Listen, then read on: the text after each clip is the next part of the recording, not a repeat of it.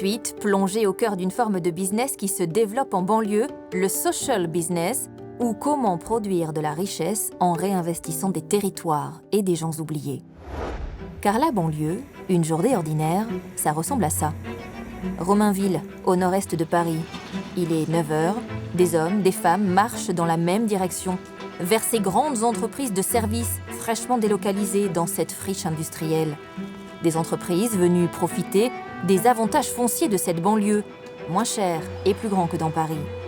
Alors ces 2000 cadres transfuges enchaînent chaque jour RER, boulot, dodo et pas grand-chose de plus. Ici, pas de vie de quartier, pas de boulangerie, pas de restaurant ni de commerce. On travaille, un point c'est tout. Il y a 2 ans, un ancien banquier a décidé de changer les choses. Un bâtiment refait à neuf, mis à disposition par la municipalité et une idée simple, un restaurant que font tourner les gens du quartier et des plats cuisinés haut de gamme à prix ticket restaurant. Bref, un peu de chaleur dans ce nouveau quartier. Moi, ça fait un moment que je suis là, dans le quartier. C'est pas très chaleureux. C'est un quartier plein d'avenir, on va dire. C'est un territoire où il y a beaucoup à faire, mais c'est un Eldorado pour un ensemble d'initiatives économiques, sociales qui peuvent contribuer au renouveau du territoire. Des territoires à 1 km de Paris où il y a encore autant de réserves de foncier, c'est des territoires qui peuvent à première vue paraître tristes, mais qui en fait sont des territoires à fort potentiel. Oui, c'est ça, c'est souvent des délocalisations, en fait, des entreprises qui étaient installées ailleurs, parfois dans le centre de Paris. Quand ces entreprises, elles annoncent à leurs salariés, dans 6 mois, on déménage en Seine-Saint-Denis, je pense pas que ce soit une très bonne nouvelle pour eux, franchement. Oui, tout dépend, mais c'est vrai qu'aujourd'hui, il y a effectivement des nouveaux services à créer pour faciliter la vie de ces nouveaux arrivants salariés, mais aussi pour créer des emplois pour les habitants du territoire. Parce que les entreprises qui s'installent, elles viennent avec leurs salariés, et quand bien même elles créent des emplois, la plupart des emplois qui sont proposés sont des emplois très qualifiés, alors qu'aujourd'hui, on a 70% des demandeurs d'emploi en Seine-Saint-Denis qui sont bac ou en dessous, niveau bac ou en dessous. Donc les postes qui sont proposés ne créent pas forcément des emplois directs. Et alors que vous l'avez fait? Oui. Nous, c'était on va dire, l'ADN du projet. Moi, quand je regarde, quand même, j'ai du mal à imaginer ce que ça peut donner à l'heure du déjeuner. On verra tout à l'heure. Car si à cette heure, le quartier d'affaires est vide, à quelques centaines de mètres de là, dans cette cité dortoir, où seuls les cris des enfants qui jouent dans la cour percent le silence, se trouve le cœur du réacteur, les cuisines. Plus de 50 personnes, la plupart en contrat d'insertion, travaillent ici.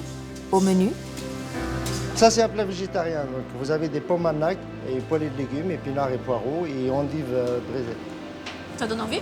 Ça donne envie. c'est ici que tout a commencé. C'est ici que François, qui connaît par cœur les arcanes de la finance, a trouvé l'idée qui allait faire de son projet non pas une énième initiative sociale, mais un véritable business. Des plateaux repas frais, bio et variés, livrés au cœur des entreprises les plus riches de l'Île-de-France, ce qu'il appelle la stratégie Robin des Bois. Si on repart au début de l'histoire de Baluchon, il y a l'idée de Robin des Bois. Ça veut dire quoi? Alors, c'est-à-dire des salariés de très grandes entreprises, des grandes entreprises implantées à la Défense, dans le cœur de Paris, contribuent en toute gourmandise à travers leurs achats à la création d'emplois dans un quartier. Et donc on recrée Seine-Saint-Denis. En Seine-Saint-Denis. On s'installe en Seine-Saint-Denis, on va chercher l'argent Où il est. là où il y en a. Exactement. Ouais. Et cet Légalement. argent, On est dans la région la plus riche d'Europe, mais on a sur notre territoire des poches de pauvreté. Et donc il faut qu'on invente des modèles économiques qui recréent des flux financiers vers ces poches de pauvreté. Mais quand au départ vous allez voir les banquiers, ils disent quoi? Je vais m'installer en Seine-Saint-Denis, je vais monter une cuisine. J'ai la chance d'avoir été banquier dans une vie antérieure, donc les banquiers, je sais leur parler. Donc, nous, on n'a pas d'état d'âme sur la façon dont on construit la richesse. On construit la richesse de l'entreprise en développant des prestations de qualité qu'on vend à prix juste. Et les bénéfices sont réinvestis dans le projet social. Et qu'est-ce que vous pensez que vous avez apporté à votre quartier? Je pense que le principal, c'est de montrer une entreprise qui vit au quotidien, au cœur d'un quartier, où vous pouvez avoir des centaines d'enfants qui, tous les jours de leur vie, vont de leur appartement à l'école, qui sortent très peu du quartier et qui peuvent traverser toute leur enfance sans croiser l'activité d'une entreprise qui fonctionne avec des clients, avec des fournisseurs, avec des salariés qui commencent tôt, qui terminent tard. C'est l'entreprise où on peut venir faire son stage de troisième, c'est l'entreprise qu'on croise matin et soir quand on est dans ce quartier. C'est quoi le dernier grand moment de plaisir?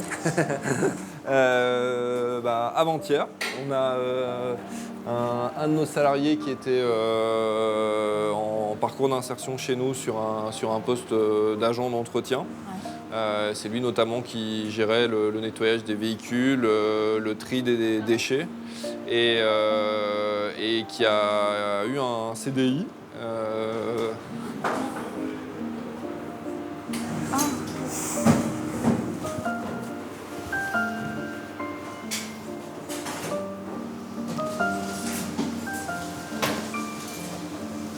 Bah voilà quoi, on a fait notre boulot. Le bilan de François en 3 ans, 70% des personnes en contrat d'insertion ont trouvé un emploi, 3 millions de chiffres d'affaires, et quand 3 heures après mon arrivée, les portes s'ouvrent... Ah oui, Je demande quand même. mais là c'est vivant. Exactement. Là oui. Voilà. Le rêve de François est bien là. Un restaurant, et plus encore la promesse d'une rencontre, l'autre comme une bonne nouvelle, en quelque sorte. Merci. Celui que vous allez découvrir à présent, lui aussi, a décidé d'agir.